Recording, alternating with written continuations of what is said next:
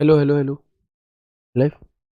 जय हिंद दोस्तों, मैं शिवम गुप्ता स्वागत करता हूँ आपका अपने परिवार रोजगार अंकित पर। उम्मीद करता हूँ आप सभी अच्छे होंगे, बेहतरीन होंगे, जिंदाबाद होंगे, एकदम शानदार होंगे। एक बार आप सभी प्यारे दोस्त बताएंगे आप सभी कैसे हैं। Very very very good afternoon, Radhe Radhe, जय श्री कृष्णा, जय हिंद, जय माँ सरस्वती। सभी दोस्तों को सभी प्यार साथी क्लास से जुड़ जाएंगे, बताएंगे आप सभी कैसे हैं और क्या मेरी वॉइस और वीडियो आप सभी तक प्रॉपर तरह से पहुंच पा रही है या नहीं। एक बार सभी दोस्त कंफर्म करेंगे, फिर शुरू करते हैं हम अपनी एक शानदार, एक बेहतरीन, एक लाजवाब क्लास, एक नया चैप्टर जिसका नाम है हमारा कंप्यूटर हार्डवेयर, जिसके अंदर हम इनपुट एंड आउटपुट डिवाइसेस के बारे में जान रहे होते हैं। ये चैप्टर आपका इंपॉर्टेंट है, यहाँ से क्वेश्चन पूछे जाते हैं। आपको आज चैप्टर का नाम कुछ और देखने के लिए मिल रहा होगा, वो बाय मिस्टेक भाई से हो गया, उसे वो करेक्ट कर देंगे बाद में। लेकिन हमारा जो आज एक नया चैप्टर शुरू होने जा रहा है उसका नाम है computer hardware, input and output devices. तो शुरू करते हैं क्लास को बिना किसी देरी के, बहुत अच्छे तरीके से समझते हुए। ठीक है, तो सबसे पहले अगर आपको याद हो तो मैंने आपको शुरुआत में बताया था कि जो हमारा कंप्यूटर है, जो हमारा कंप्यूटर वो तीन चीजों से मिलकर के बनता है। एक कंप्यूटर हार्डवेयर, सॉफ्टवेयर और ह्यूमनवेयर। अगर उपकरण नहीं होंगे, अगर डिवाइसेस नहीं होंगी, तो अगर हार्डवेयर नहीं होंगे और सिर्फ सॉफ्टवेयर और ह्यूमनवेयर होगा तो हम कंप्यूटर नहीं चला सकते, कोई उसका वजूद नहीं है। हार्डवेयर है, ह्यूमनवेयर, उसमें सॉफ्टवेयर नहीं है तो वो सिर्फ और सिर्फ एक डिब्बा है, बिना इसके भी कोई काम नहीं है। हार्डवेयर सॉफ्टवेयर दोनों है, ह्यूमनवेयर उन्हें चलाने वाला नहीं है, तब भी वो किसी काम का नहीं है। इन तीनों चीजों की कोऑर्डिनेशन से मिलकर के ही हमारा कंप्यूटर काम करता है। ठीक है, इसके बाद एक शब्द आता है कि भैया हार्डवेयर क्या होते हैं। जैसे हमने यहां पर बताया कि कंप्यूटर को चलाने के लिए हमें हार्डवेयर, सॉफ्टवेयर और ह्यूमनवेयर, इन तीनों ही चीजों की जरूरत पड़ती है। ठीक है, तो आप देखेंगे कि हार्डवेयर क्या होते हैं, बहुत इजी वे में समझेंगे कि जिन डिवाइसेस को आप देख और छू सकते हैं, है ना, जिन उपकरणों को आप देख व छू दोनों सकते हैं, वे हमारी इनपुट डिवाइसेस, सॉरी, वे हमारे हार्डवेयर होते हैं। क्या होते हैं? हर वो डिवाइस जिसे आप देख और छू पा रहे हो वो क्या होगी? वो मेरे भाई हमारी क्या होती है? हार्डवेयर हम उन्हें कहते हैं। इन्हीं को हम टेंजिबल डिवाइस के नाम से भी जानते हैं। ठीक है, यानी कि हर वो उपकरण जिसे आप देख और छू दोनों सकते हैं वो हार्डवेयर है। क्या ये माइक हार्डवेयर है? बिल्कुल। क्या ये पेन हार्डवेयर है? जी बिल्कुल। क्या ये नेकबैंड हार्डवेयर है? क्या ये रिमोट हमारा हार्डवेयर है?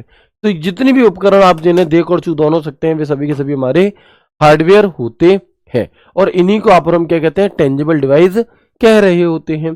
कोई दिक्कत नहीं है। तो which we can both touch and see, also called tangible device.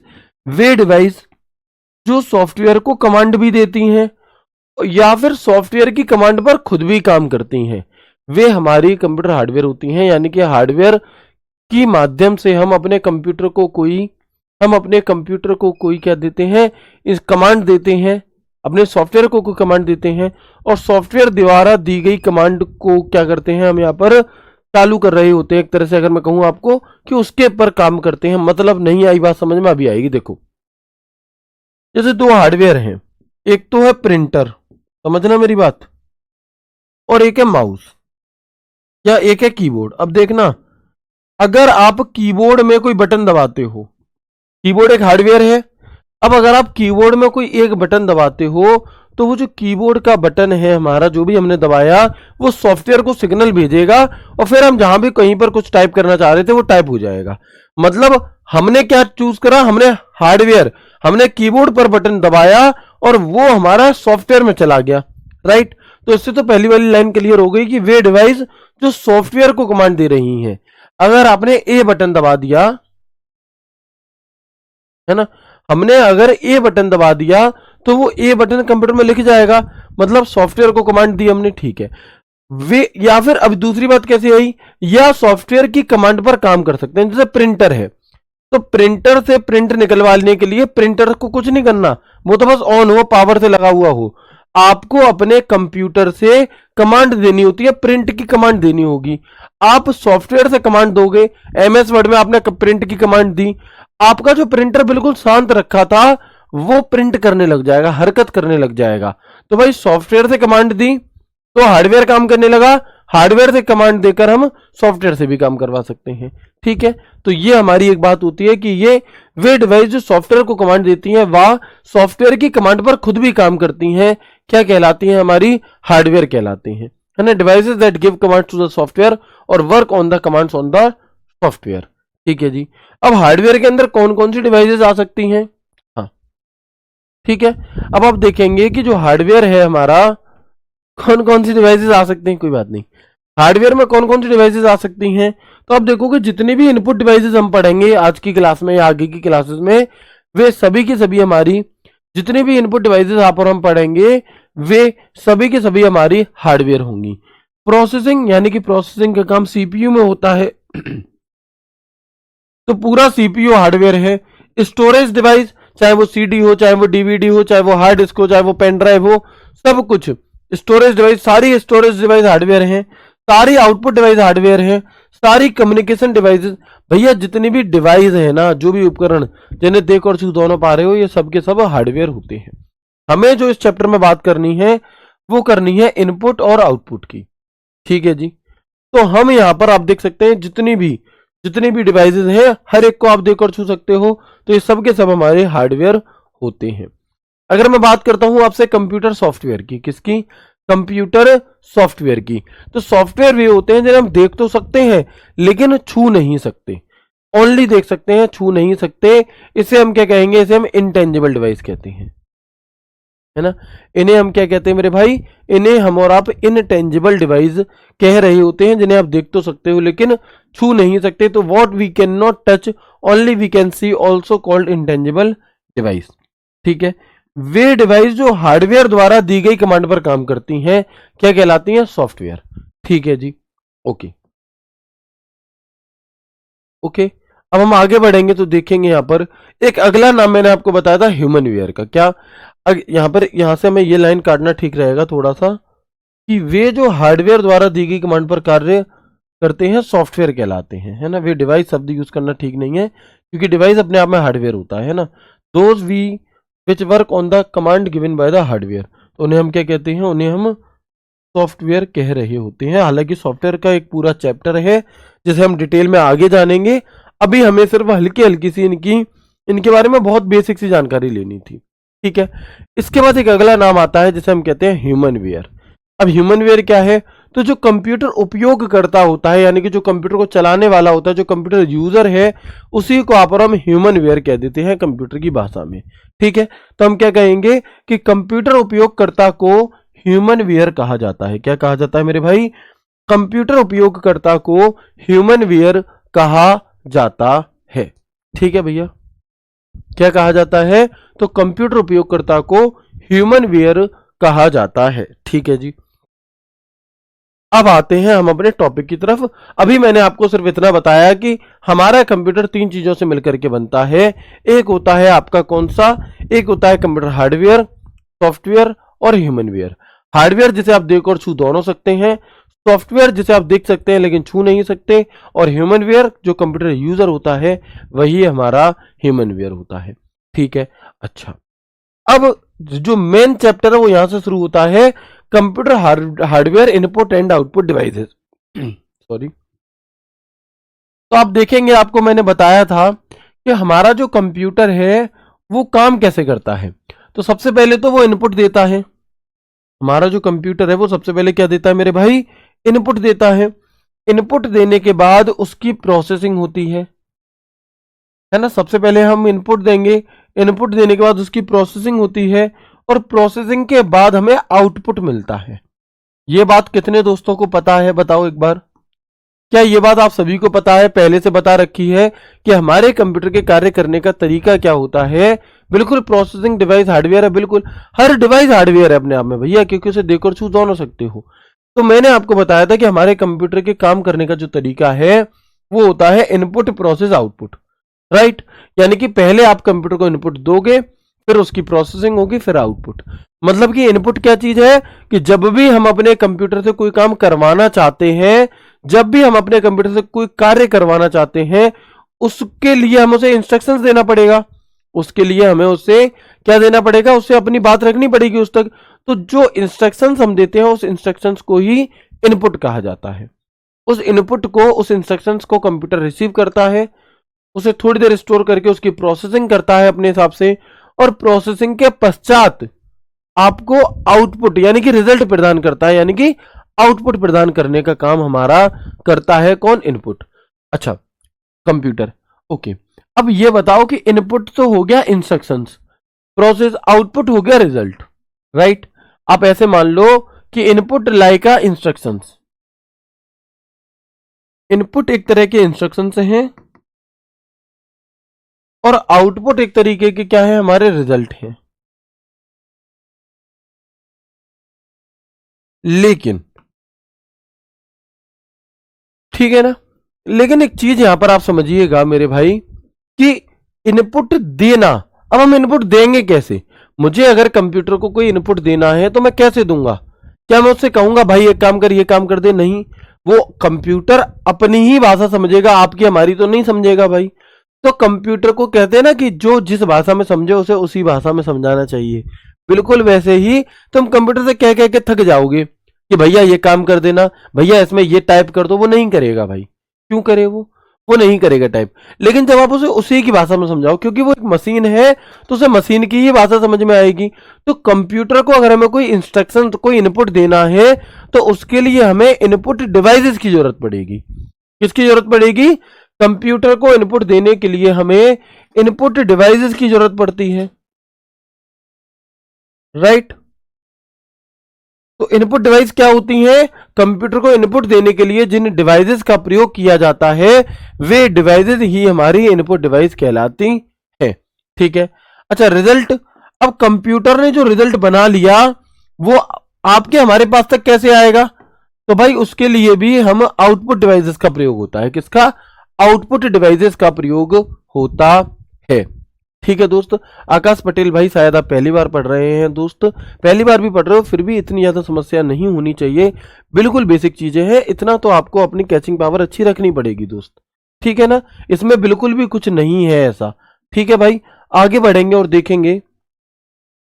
तो इनपुट डिवाइसेस कौन सी होती हैं? वे डिवाइसेस जिसके माध्यम से हम कंप्यूटर को इनपुट देते हैं, और आउटपुट डिवाइसेस वे डिवाइसेस होती हैं जिनके माध्यम से कंप्यूटर हमें रिजल्ट प्रोवाइड करता है। इनपुट यानी कि इंस्ट्रक्शन देना, आउटपुट यानी कि रिजल्ट। All clear? एक बार यस करके मुझे बताएंगे। कोई दिक्कत तो नहीं है? अब जो बात मैंने आपको वर्बली समझाई है उसी बात को अगर आप चाहो तो लिख लो, नहीं चाहो तो बस समझ लो, लिखने की भी जरूरत नहीं होगी। एक बार मुझे यस करके बताओ, फिर मैं आगे बताता हूं कि कौन कौन सी डिवाइस हमारी इनपुट डिवाइस होती हैं, कौन सी डिवाइस का क्या काम होता है। बहुत डिटेल में चीजें पढ़ेंगे। ठीक है, बताएंगे एक बार। तो आप देखेंगे इनपुट क्या है? यूजर द्वारा कंप्यूटर को जो आदेश, कोई जो निर्देश, जो निवेश, जो संकेत, जो इंस्ट्रक्शंस दिए जाते हैं वो इनपुट कहलाता है। इंस्ट्रक्शंस देना इनपुट है और जिस डिवाइस के माध्यम से दे रहे हो वो इनपुट डिवाइस है। बस हम क्या कहेंगे? The command instructions input signals instructions given by the user to the computer are called input. Input वे संकेत होते हैं जो बाहरी दुनिया से कंप्यूटर को प्राप्त होते हैं। मतलब बाहरी दुनिया, भाई कंप्यूटर के बाहर कौन है? आप और हम हैं। तो हमारे पास से जब कंप्यूटर को कोई चीज पहुंचेगी तो उसे क्या कहा जाएगा? उसे इनपुट कहा जाता है। इनपुट वे इंस्ट्रक्शंस होते हैं जो बाहरी दुनिया से कंप्यूटर को क्या होते हैं मेरे भाई? जो बाहरी दुनिया से कंप्यूटर को प्राप्त होते हैं, राइट? जो बाहरी दुनिया से कंप्यूटर को प्राप्त होते हैं। उपयोगकर्ता को कंप्यूटर से बात करने के लिए इनपुट डिवाइस की आवश्यकता पड़ती है। किसकी आवश्यकता होती है? तो हम कहेंगे कि जो भैया हमारा ये होता है आपका, the users needs an input device to talk to the computer. ठीक है, ठीक है मेरे भाई, है ना? तो जैसे अगर मुझे कंप्यूटर से बात करनी है तो मुझे इनपुट डिवाइस की जरूरत पड़ेगी, और जब कंप्यूटर को मुझसे कोई बात करनी होगी तो उसे आउटपुट डिवाइस की जरूरत पड़ेगी। तभी तो वो अपनी बात यानी कि रिजल्ट मुझ तक पहुंचाएगा और मैं अपनी बात यानी कि इंस्ट्रक्शंस इनपुट डिवाइस से पहुंचाऊंगा। फॉर एग्जाम्पल, अगर मैं आपसे कहूं, जैसे ये मेरे पास एक एसी का रिमोट है, ठीक है, अभी मुझे क्या करना है? मुझे अपनी एसी ऑफ करनी है सपोज, ठीक है ना? अब ये अभी चल रही है, इसे ऑफ करने के लिए मैं क्या करूंगा? इंस्ट्रक्शन दूंगा। मैंने जैसे ही यहां पर बटन दबाया तो ये इंस्ट्रक्शन दिया और ये एसी बंद हो गई। तो इस एसी को ये इंस्ट्रक्शन देना, ये ऑफ करना, ये तो हो गया इनपुट देना। लेकिन इनपुट दिया कैसे? अपने ऐसे नॉर्मली तो दे नहीं सकता, हाँ भाई बंद हो जाओ, नहीं। उसके लिए हमें क्या करना होगा? उसके लिए हमें किसी डिवाइस की जरूरत पड़ेगी।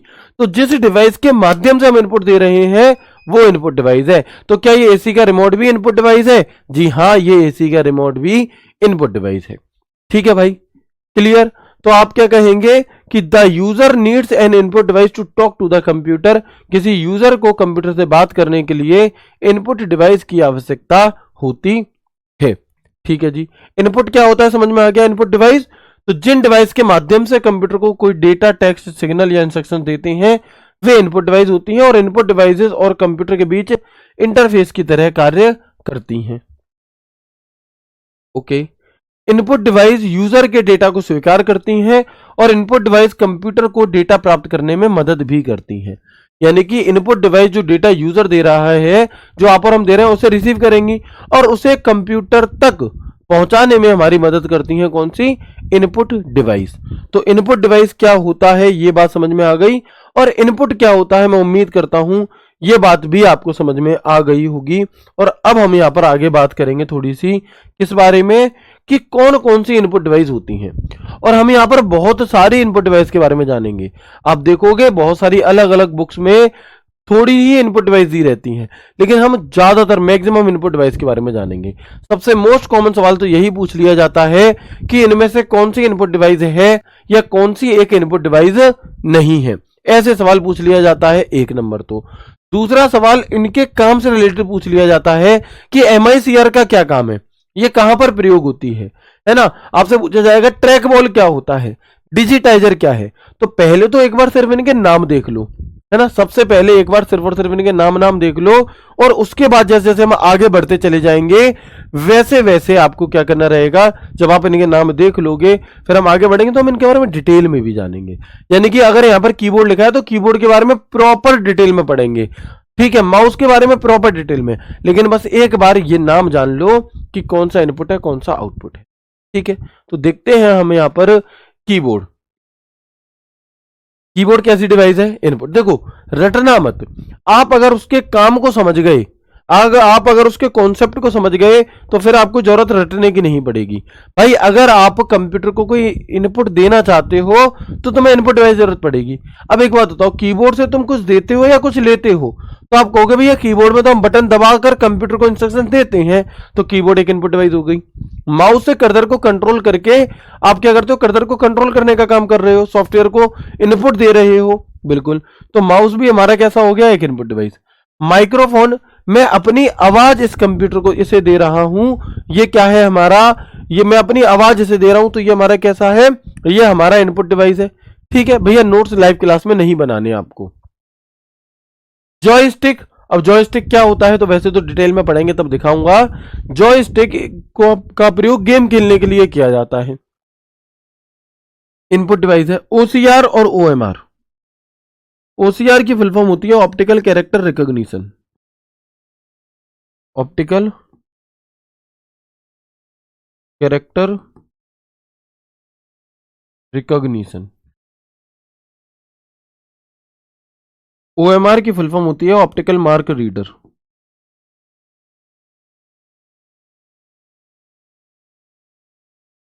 और इसे भी रिकॉग्निशन लिखेंगे, है ना, ऑप्टिकल मार्क रिकॉग्निशन। तो ये OCR भी हो गया, OMR हो गया, ये दोनों ही हमारे इनपुट डिवाइस के उदाहरण हैं। स्कैनर एक इनपुट डिवाइस है, वेब कैमरा एक इनपुट डिवाइस है, बारकोड रीडर एक इनपुट डिवाइस है।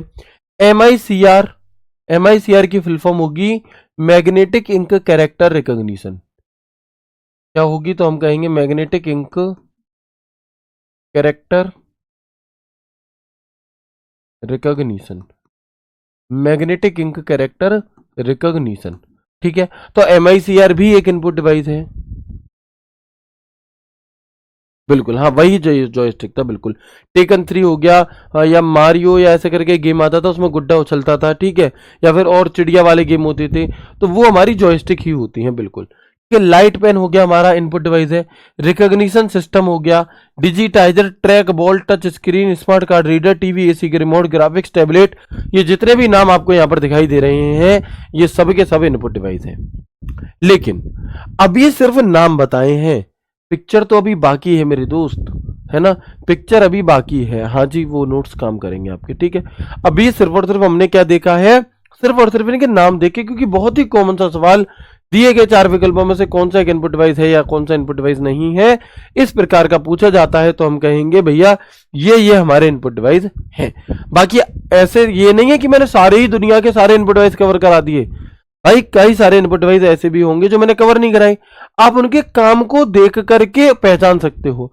जैसे इलेक्ट्रिसिटी स्विच है, इलेक्ट्रिसिटी स्विच है, तो ये इनपुट में आएगा या आउटपुट में आएगा, मैं आपसे पूछना चाहता हूं। मैंने पढ़ाया नहीं है यहां पर, लेकिन आप मुझे ये बता दो, जो इलेक्ट्रिसिटी स्विच होता है, जो लाइट ऑन या ऑफ करने के काम आता है या फिर फैन ऑन या ऑफ करने के काम आता है, वो इनपुट डिवाइस होगा या आउटपुट डिवाइस?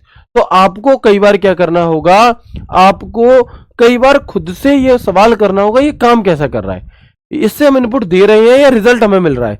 तो अपने आप ही आपको जवाब मिलेगा और फिर कुछ भी करने की जरूरत नहीं पड़ेगी, फिर रटने की जरूरत नहीं पड़ेगी इन चीजों को, राइट। तो हम कहेंगे जो स्विच होता है, जिसे हम चटकनी कहते हैं देसी अंदाज में, तो जो स्विच होता है हमारा, जो बटन होता है पंखे को बंद करने का, चालू करने का, लाइट चालू बंद करने का, भाई अगर आप उसे ऑन कर रहे हो तो लाइट जल रही है, फिर से ऑफ कर रहे हो तो बंद हो रही है, मतलब वही तो है जिसके थ्रू आप इनपुट दे रहे हो, राइट। तो बिल्कुल। अब अगर हम आगे बढ़ते हैं तो सबसे पहले यहां पर शुरुआत होगी कीबोर्ड की।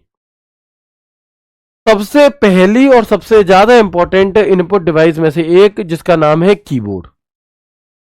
तो यहां तक मैंने जो भी बातचीतें आपको बताई हैं, एक बार आप मुझे बताएंगे क्या यहां तक की हर एक बात आपको अच्छे से क्लियर हो गई? फिर हम उसके बाद आगे बढ़ते हैं और एक एक करके इन सब के बारे में चर्चा कर रहे होंगे। ठीक है भैया, बताएंगे एक बार कि यहां तक मैंने जो भी आपको जनरली बताया कि हार्डवेयर क्या होता है, सॉफ्टवेयर क्या होता है, ह्यूमन वेयर क्या होता है, फिर इनपुट क्या होता है, फिर इनपुट डिवाइसेस कौन कौन सी होती हैं, अब उन कौन कौन सी में भी अब हम डिटेल में यहां पर चर्चा करने वाले हैं।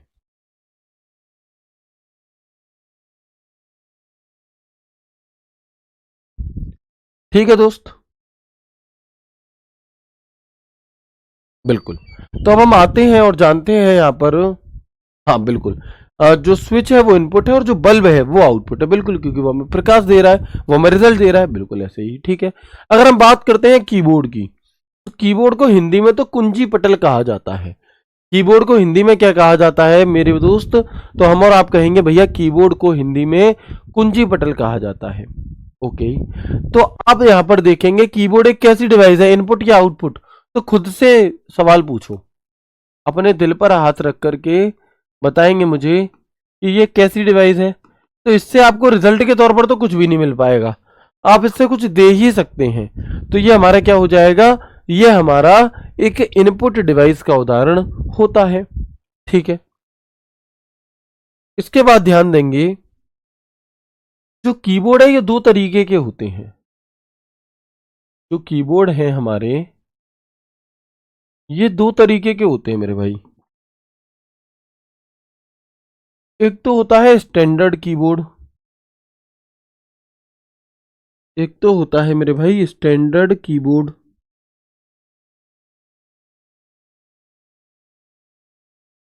एक होता है हमारा मल्टीमीडिया कीबोर्ड।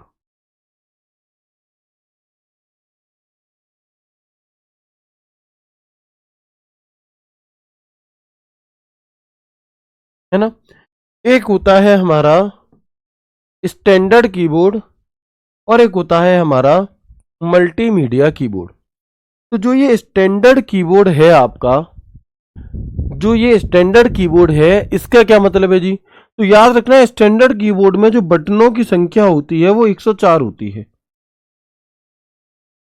लेकिन आप देखेंगे कि कुछ कीबोर्ड ऐसे भी होते हैं जिनमें बटनों की संख्या कम होती है, ज्यादा भी होती है 104 से, कम भी होती है 104 से। तो वो मल्टीमीडिया कीबोर्ड होते हैं और इनमें बटनों की संख्या कोई फिक्स नहीं होती। हालांकि शुरुआती दौर में जब बनाए गए थे तो स्टैंडर्ड में भी 104 बटन नहीं थे, लेकिन इन प्रेजेंट स्टैंडर्ड कीबोर्ड में 104 बटन होते हैं और multimedia keyboard no fix. Multimedia भैया कैसे होते हैं? तो आपने देखा होगा कई बार, जैसे मैं आपको दिखा दूं यहीं पर, तार ना टूट जाए इसका एक मिनट रुकेंगे, मैं आपको दिखा देता हूँ अच्छे से।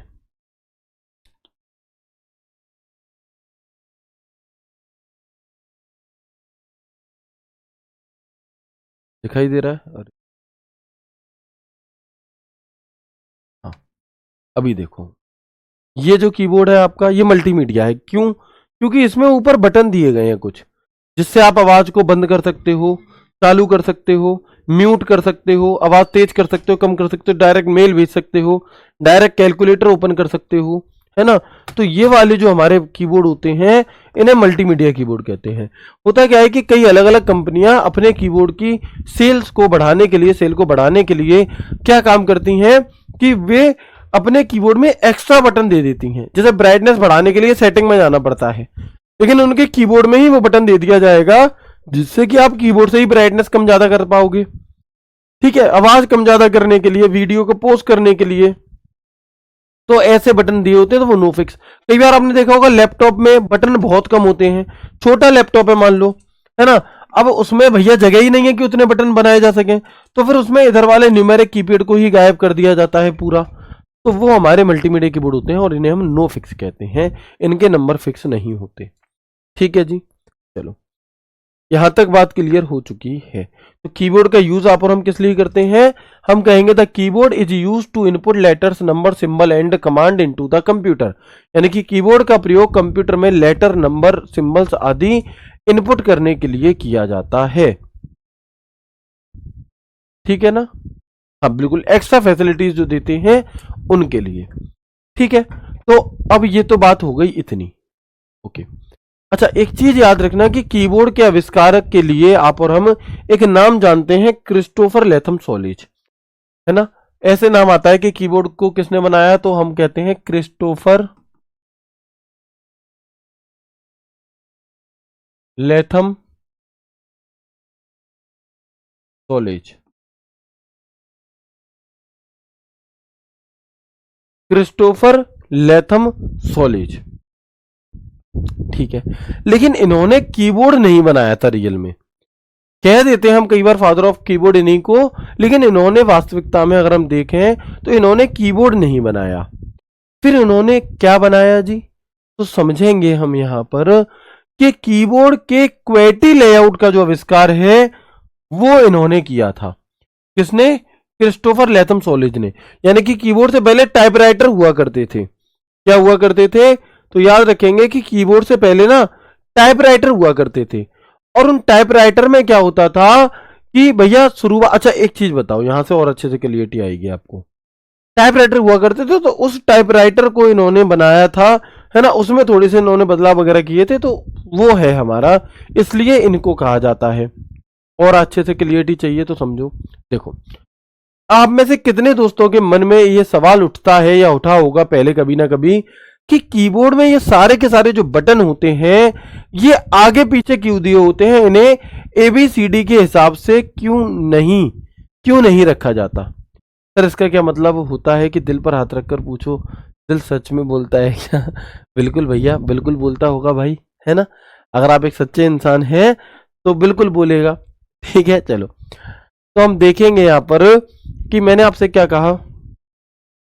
आप में से कई सारे दोस्तों के मन में, जहन में ये सवाल उठा होगा कि जो कीबोर्ड है इसमें बटन एक साथ क्यों नहीं दिए होते? क्या एबीसीडी नहीं आती थी उन्हें, जो उन्होंने ऐसे ऊट पटांग इधर उधर डाल दिए? आपको नहीं आया होगा, आपके भतीजे भतीजी भांजे भांजी होते हैं, कुछ दोस्तों के बच्चे बच्चे भी होंगे भैया, है ना। तो उन्होंने कभी पूछा होगा कि मामू, चाचू, पापू इनमें से कौन सा हमारा, इसमें ये आगे पीछे क्यों दिए, ये साथ में क्यों नहीं है एक साथ? ऐसे होता होगा कई बार, है ना। तो ये कितने दोस्त जानना चाहते हैं बताओ, फिर मैं बताता हूं, है ना।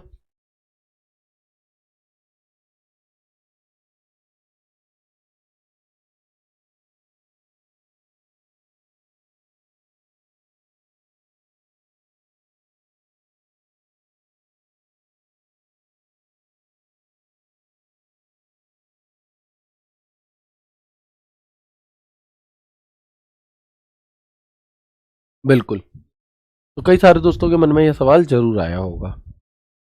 तो समझो, देखो था क्या कि जब स्टार्टिंग में कीबोर्ड से भी पहले जब टाइपराइटर बनाए जा रहे थे टाइपिंग के लिए, तो होता क्या था कि सब इस शुरुआती दौर में, मतलब इतनी पुरानी बात है कि इन्हें रिटर्न में भी नहीं रखा गया कभी भी, ठीक है। तो था क्या कि जब कीबोर्ड को एबीसीडी के फॉर्म में ही सेट किया गया, जब शुरू शुरू में बनाया गया था उस टाइम पे, है ना।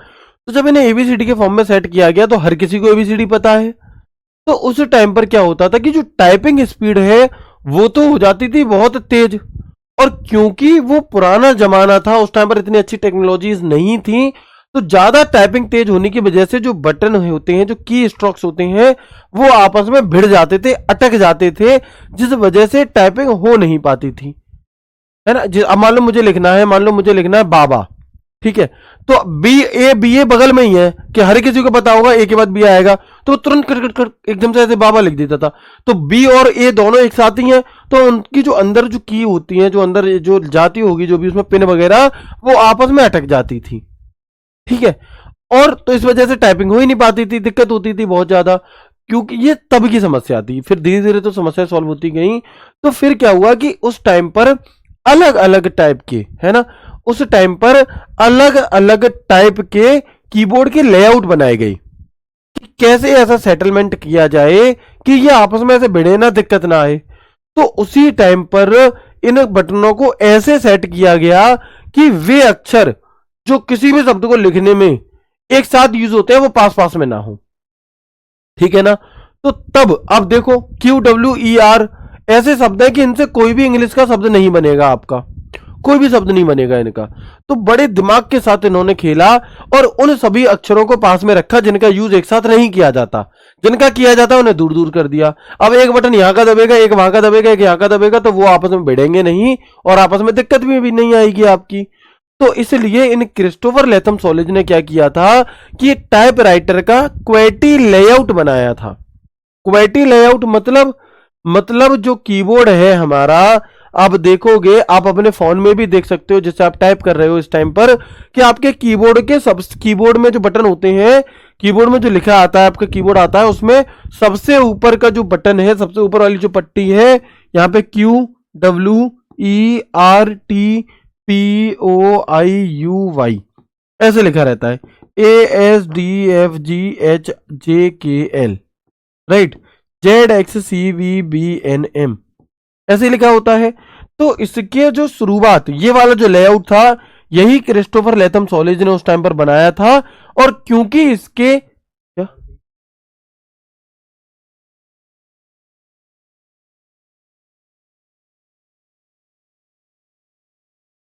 पी और एम, है ना। अब क्योंकि इसकी जो शुरुआत है इस कीबोर्ड की, वो सबसे पहली लाइन क्वेटी है, QWERTY, उसके शुरू के अक्षरों को पढ़कर, इसलिए इसे क्वेटी लेआउट कहा जाने लगा, इसलिए इसे क्वेटी लेआउट कहा जाने लगा और इसका प्रयोग उस टाइम पर किया जाता था। फिर हुआ क्या कि अब धीरे धीरे इसके चीज का समाधान भी निकल आया। अगर चाहे तो कीबोर्ड बटनों को साथ में कर भी सकते हैं, लेकिन इतने पुराने समय से इस पर काम होता चला आ रहा है कि आपने हमने सब पर इसी पर टाइपिंग सीख ली, और इसी पर टाइपिंग सीखते सीखते ही क्या होने लगा मेरे भाई, यही प्रचलन में आ गया। और पूरी दुनिया में सबसे ज्यादा जो लेआउट यूज होता है टाइपिंग के लिए, वो यही लेआउट हमारा यूज होता है, जिसे हम और आप क्वेटी लेआउट कहते हैं। तो ये कारण था। जैसे अगर मैं आपसे कहूं कि शुरुआती तौर में, मतलब उद्देश्य समझ में आ गया आपको क्या था। स्टार्टिंग में क्या हो रहा था कि स्टार्टिंग में टाइपिंग स्पीड तेज हो जा रही थी, मशीन काम कर नहीं पा रही उतनी तेजी से, तो फिर क्या करा कि स्पीड को ही थोड़ा कम कर दिया जाए, जिससे कि चीजें थोड़ी सी हैबिट में आ जाए। फिर इंसान ने इतनी तेज अपनी स्पीड उसी के हिसाब से कर ली कि अभी भी कीबोर्ड कहीं ना कहीं स्लो पड़ जाता है भाई, लेकिन कोई दिक्कत नहीं है। ठीक है भैया, चलो।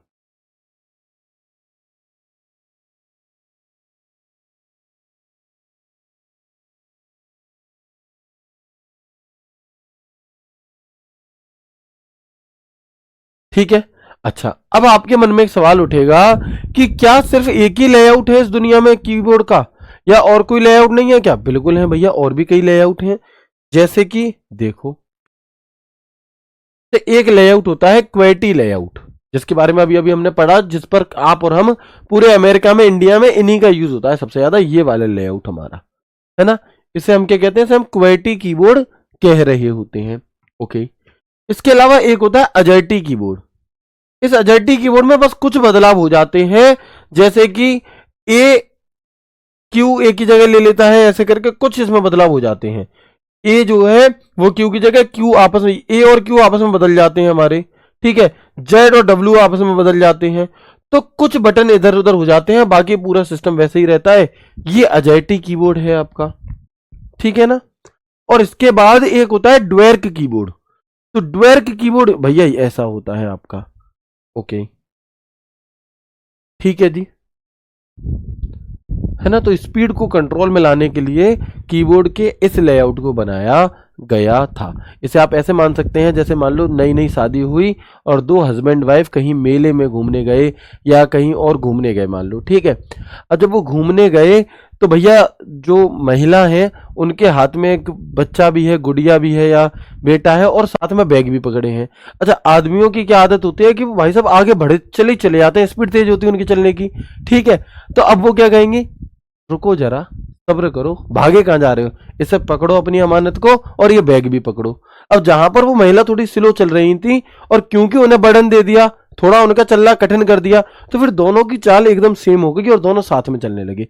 ऐसे ही शुरुआत दौर में क्या होता था, स्टार्टिंग टाइम में क्या होता था कि टाइपिंग हो गई तेज, उतनी वो बटन काम कर नहीं पा रहे, तो टाइपिंग को ही थोड़ा कठिन कर दिया जिससे कि दोनों चीजें आसानी से हो सकें। ठीक है जी, चलो। अच्छा, अब इसके बाद और भी कोई लेआउट होते हैं क्या? बिल्कुल और होते हैं, उनके बारे में और जान लो एक बार, देखिएगा। तो ये जो क्वेटी लेआउट है इनका यूज कहां पर होता है समझेंगे, है ना। ये जो क्वेटी लेआउट होते हैं इनका यूज आखिरकार कहां पर होता है, तो वर्ल्ड वाइड पूरी दुनिया में यूएसए, यूके, इंडिया, यहां पर सबसे ज्यादा इसी का यूज होता है। सबसे अधिक उपयोग होने वाला लेआउट कौन सा है हमारा, तो सबसे ज्यादा यूज होने वाला जो लेआउट है वो क्वेटी है। टाइपराइटर जाम्स कम करने के लिए इसे बनाया गया था। इसमें ए से लेकर जेड में पहले 6 अक्षर क्वेटी होते हैं। इसे किस लिए बनाया गया था, तो टाइपराइटर जाम हो जाता था इसलिए। सर अभी तो आपने बताया कि कीबोर्ड 2 टाइप के होते हैं। बहन देखो, डिपेंड करता है कि आप चीजों को किस हिसाब से कैटेगराइज कर रहे हैं। किसी भी एक चीज का क्लासिफिकेशन अलग अलग तरीके से हो सकता है, ठीक है। अगर नंबर ऑफ बटन्स के आधार पर करेंगे तो 2 तरीके के हो गए, स्टैंडर्ड और वैसे। अगर उसके लेआउट के आधार पर करेंगे तो अलग अलग तरीके के हो गए। अब ये देखो ना कि जैसे मान लो अगर मैं आपसे पूछूं आप कौन हो, आप कौन हो, तो भाई अब आप कहोगे सर किस तरह से पूछना चाह रहे हो, आप कौन हो। अगर आप जेंडर वाइज पूछना चाह रहे हो तो मैं एक मेल या मैं एक फीमेल हूं। अगर आप कैटेगरी वाइज पूछना चाह रहे हो तो मैं ईडब्ल्यूएस, ओबीसी, एससी, एसटी हूं, ठीक है ना। तो डिपेंड करेगा कि अब ऐसा थोड़ी ना आप कहोगे अरे अभी तो आपने बताया था आप मेल हो, अब आप कह रहे हो आप यूआर हो भैया, या ओबीसी हो या एससी हो, कैसे। तो डिपेंड करता है, एक चीज को अलग अलग तरीके से क्लासिफाइड किया जा सकता है और फिर उसके टाइप्स अलग अलग हो सकते हैं। अगर लेआउट के आधार पर आप देखोगे कीबोर्ड कितने तरीके के हैं तो अलग भी हैं, जिनमें से पहला टाइप है आपका क्वेटी, ठीक है। दूसरा होता है अजर्टी। तो इसका प्रयोग फ्रांस और बेल्जियम में किया जाता है। इसका यूज कहां पर किया जाता है, तो हम याद रखेंगे इसका यूज फ्रांस और बेल्जियम में किया जाता है। और इसमें क्या होता है कि क्यू और ए अपनी जगह बदल देते हैं और डब्ल्यू और जेड एक दूसरे की जगह बदल लेते हैं, एक की जगह दूसरा पहुंच जाता है।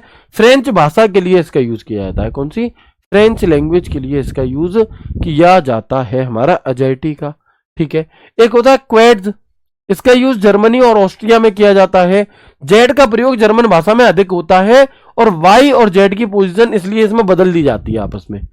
जो हमारा क्वेड्स कीबोर्ड है इसका प्रयोग जर्मन और ऑस्ट्रिया में होता है, क्योंकि जर्मन में होगा कुछ ऐसा कि उसमें जेड ज्यादा यूज होता होगा उनकी लैंग्वेज में, तो इसलिए।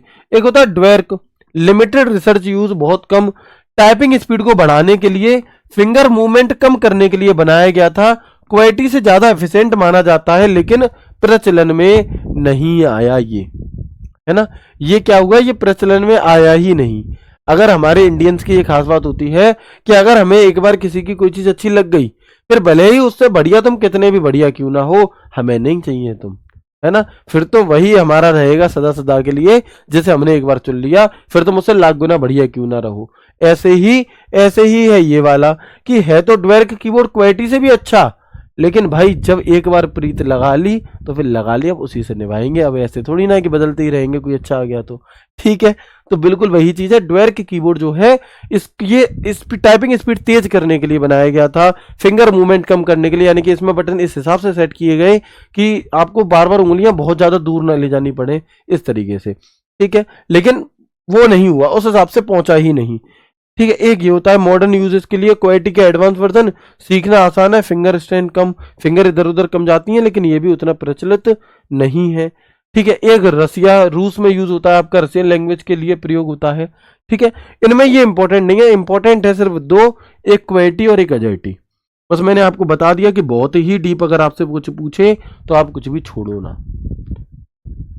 ठीक है। तनु बहन, मैंने कल की क्लास में आपको बताया था कि जो हैंड रिटन नोट्स हैं उन्हें हम कैसे देंगे आपको, उनके लिए हम आपको एक साथ पूरे चैप्टर के साथ एक साथ दे देंगे, है ना, बताया था मैंने ये।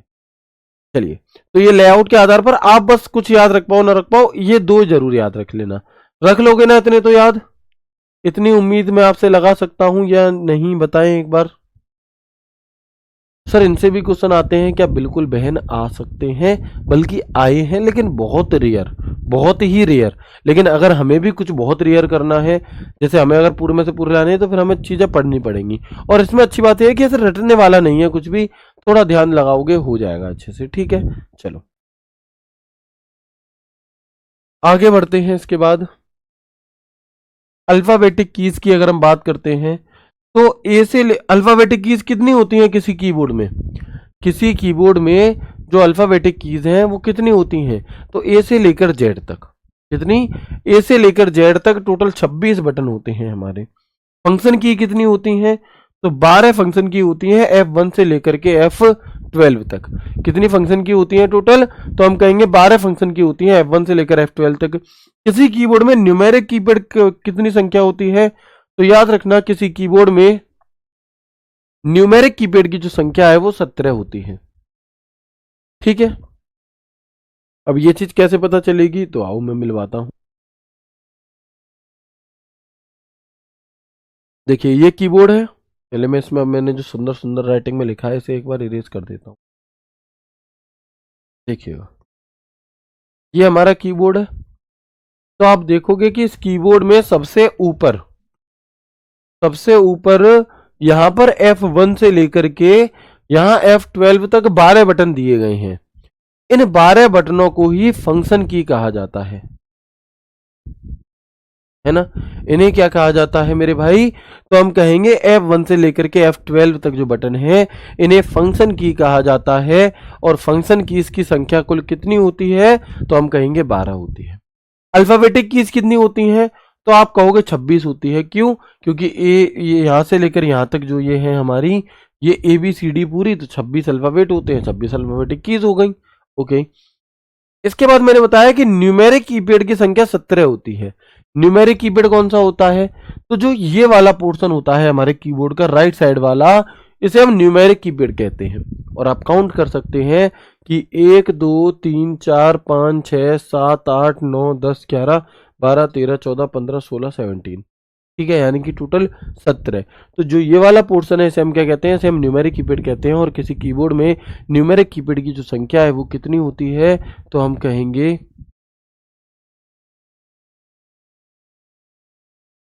है ना, तो हम इसे क्या कहते हैं मेरे भाई?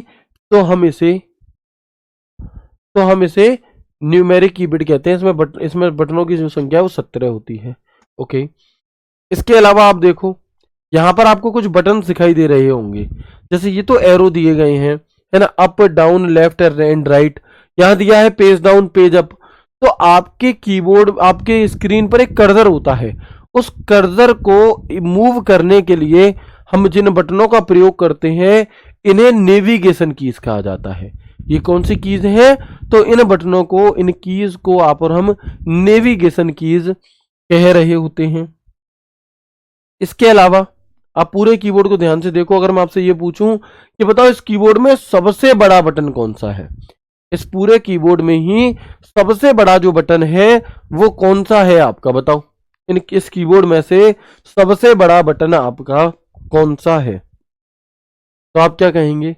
भैया किसी कीबोर्ड में जो सबसे बड़ा बटन होता है वो ये वाला, ये स्पेस बार होता है। स्पेस बार, स्पेस यानी कि दो शब्दों के बीच में स्पेस, जगह देने के लिए स्पेस का प्रयोग करते हैं। अच्छा, अगर ये पूछ ले कि पूरे कीबोर्ड में ऐसा बटन कौन सा है जिस पर कुछ भी नहीं लिखा होता, है ना, पूरे कीबोर्ड में ऐसा कौन सा बटन होता है जिस पर कुछ भी नहीं लिखा होता, तो हम याद रखेंगे कि वो हमारा बटन वो भी स्पेस बार होता है। स्पेस बार अकेला ऐसा है जिस पर कुछ भी नहीं लिखा होता।